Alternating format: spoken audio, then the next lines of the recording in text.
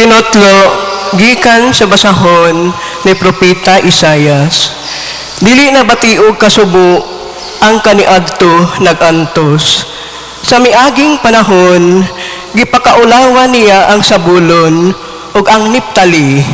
Apan sa umaabot nga mga adlaw, himuon niyang nindot ang agianan, latas sa dagat, ang yuta unahan sa Jordan, ang Galilea nagipuy-an sa mga langyaw. Ang katawhan nga kaniadto naglakaw sa kangitngit, nakakitag dakong kahayag. Ang nagpuyo sa mangiog nga dapit, gisidlakan na sa kahayag. Gipadaghan mo ang mulupyo sa nasod, Ginoo, nagmaya sila diha sa imong atubangan. Sama sa pagmaya sa mga tao, inig kating-ani, ug ingon nga maglipay ang mga tao. Inigbahin-bahin nila sa ilang inilog. Kay gigupok mo sama sa naitabo sa Midian, ang yugo nga iyang gisangon, ug ang karga nga iyang gipasan, ug ang garuti nga nagdaog-daog kaniya. Kay sunugon daw sugnod ang tanang sapatos sa mga sundalo nga nagpaingon sa gubat. Ingon man ang tanang sapot nga natumog sa dugo. Kay nataw alang kanato ang usa ka bata, gihatag kanato ang usa ka anak lalaki, ug siya ang magmando sa tanan, ug nganlan siyag maalamong magtatambag.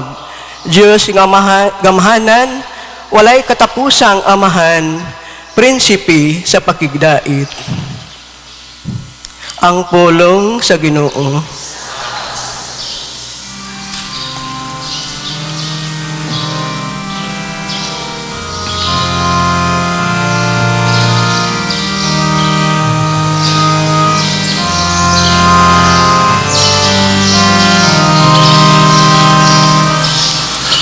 Ang Ginoong tanang katawhan sa kalibutan,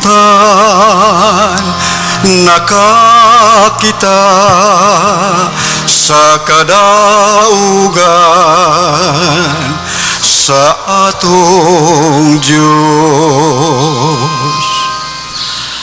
Ang tanang katawhan sa kalibutan,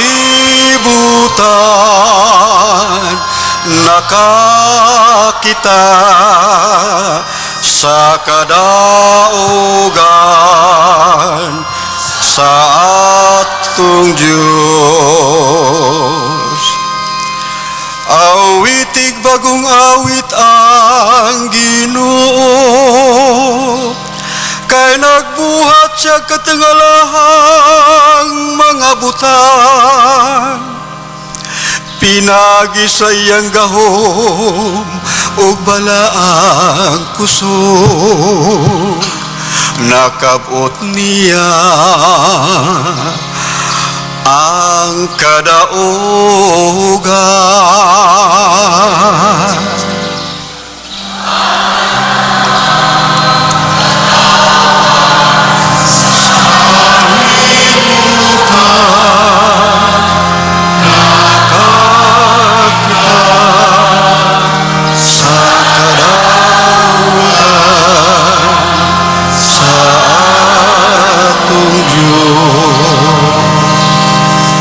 Gipahayag sa Ginoo ang iyang pagdaog, gipaila niya sa kanasuran ang iyang makaluwas nga gahom. Gituman niya ang iyang mga saad sa katawhan sa Israel, uban sa walay pagluban, nga gugma og pagkamaunungon.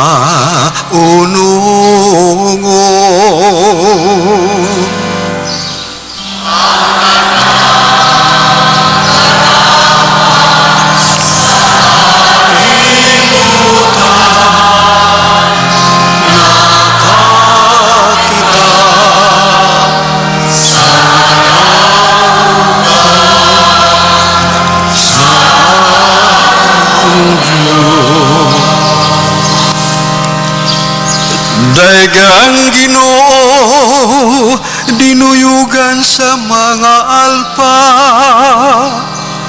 pagtugtog og huni diha sa mga alpa,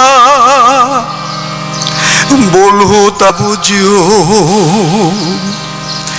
singgit sa kalipay at tubangan sa Ginoo ang atong hari. Ang tanang katawhan sa kalibutan nakakita sa kadaugan sa atong Diyos.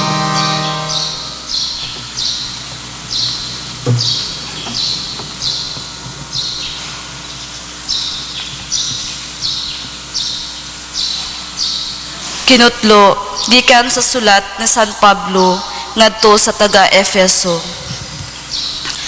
Magpasalamat kita sa Dios ug Amahan sa atong Ginoong Hesukristo nga nagpanalangin kanato sa tanang espirituhanong gasa sa langit diha sa atong pagkahiusa kang Kristo.